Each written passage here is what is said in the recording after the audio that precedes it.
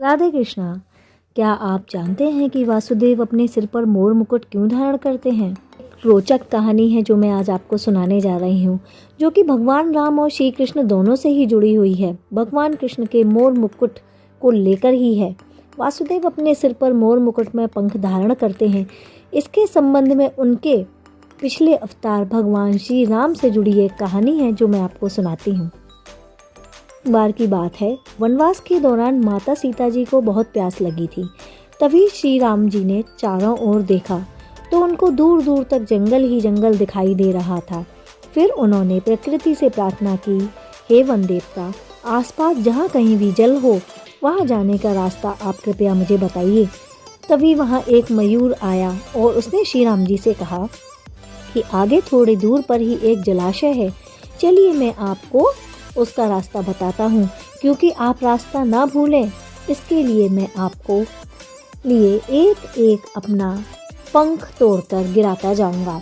भगवान राम ने मयूर से पूछा कि आप ऐसा क्यों कह रहे हैं? तब मयूर ने उत्तर दिया कि मैं उड़ता हुआ जाऊंगा और आप चलते हुए आइए, इसलिए मार्ग में मैं अपना एक एक पंख बिखेरता हुआ जाऊंगा, जिससे कि कोई भूल नहीं होगी और आप उसके सहारे जलाशय तक ही पहुंच जाएंगे।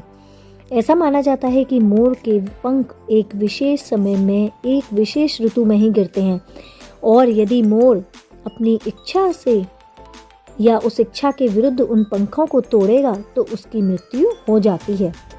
भगवान को मार्ग दिखाने वाले मोर के साथ भी ऐसा ही हुआ।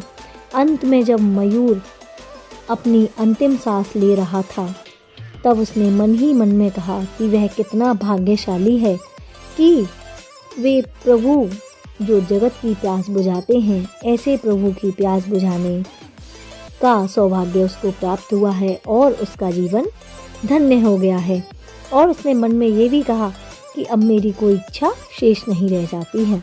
तभी भगवान श्री राम ने मयूर से कहा कि मेरे लिए तुमने जो मयूर पंख बिखेर कर अपने जीवन को त्यागा है और मुझ पर ये ऋण चढ़ा दिया है, मैं उस ऋण को अगले जन्म में जरूर चुकाऊंगा।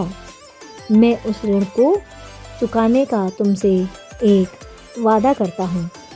तब कहा जाता है कि भगवान राम ने कृष्ण जी के रूप में जो अगला जन्म लिया था, उसी में उन्होंने अपने वचन का पालन किया और उसी के अनुसार अपने सिर पर मोर पंख धारण किया और अपने वचन के अनुसार उस मयूर का ऋण उतार दिया। पौराणिक काल से यह कथा चली आ रही है जो कि बहुत रोचक है और हमें ये सीख भी देती है कि हमें कभी किसी का ऋण नहीं रखना चाहिए जिसने विशेषतः हमारी मदद की हो।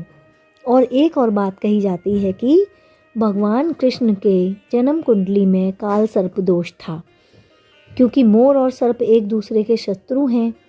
इसीलिए भगवान कृष्ण अपने सिर पर हमेशा मोर पंख का धारण करते थे। और एक बात और कही जाती है जो कहानी प्रसिद्ध है कि श्री राधा जी के प्रेम का प्रतीक को मानकर उन्होंने मोर को अपने सिर पर धारण किया हुआ है, क्योंकि जब वह एक बार दोनों रासलीला कर रहे थे, नृत्य कर रहे थे, तभी वहाँ एक मोर भी उनके साथ नृत्य करने लगा और उसका पंख वहाँ पर गिर गया। तो भगवान कृष्ण ने राधा रानी का प्रेम मानकर उस पंख को अपने मुकुट में धारण कर लिया। राधे कृष्णा। अगर आपको कहानी पसंद आई हो तो वीडियो को लाइक कर दीजिएगा। Thank you so much for watching. आपका दिन शुभ हो। हरे कृष्णा।